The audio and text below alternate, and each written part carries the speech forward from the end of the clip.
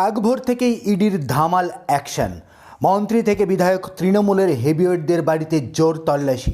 ওদিকে কুয়াশায় ঢাকা সকালে ইডির তল্লাশি অভিযানের খবর পেয়ে দমদমের ১৯ নম্বর ওয়ার্ডের ৩ নম্বর খালিশাকোট্টা পল্লীতে উত্তর দমদম পৌরসভার প্রাক্তন চেয়ারম্যান তথা পুরসভার ১৯ নম্বর ওয়ার্ডের কাউন্সিলর সুবোধ চক্রবর্তীর বাড়িতে পৌঁছে গিয়েছে থানার আইসি বঙ্কিম বিশ্বাস।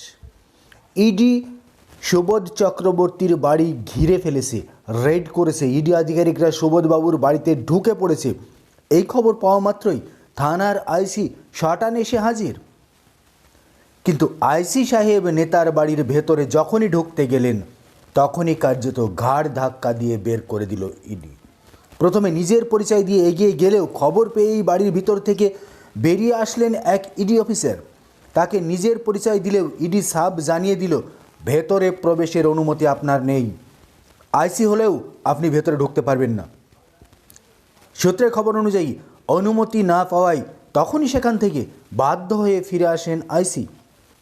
এই বিষয়ে বঙ্কিমবাবুকে প্রশ্ন করা হলে বলেন, এটা আমার এরিয়া, তাই আমি বিষয়টি জানার জন্য ভিতরে ঢোকার চেষ্টা করছিলাম, কিন্তু ওরা আমাকে ঢুকতেই দিল না। এদিন ভোর ৬টা থেকে গোটা বাংলার বিভিন্ন জায়গায় ইডির রেড চলছে।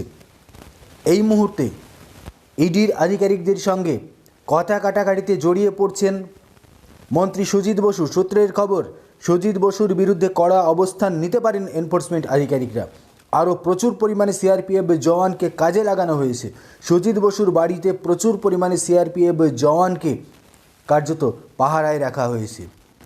কিন্তু সুবোধ বাবুর বাড়িতে আইসি ঢুকতে গিয়েই ঘাড় ধাক্কা খেয়ে ফিরে এলো, যা রাজ্য রাজনীতিতে জল্পনা সৃষ্টি করলো যে কোনোভাবে ইডিকে প্রোটেস্ট করার যে পন্থা, সেটা কিন্তু প্রাথমিকভাবেই আজ ধাক্কা খেল।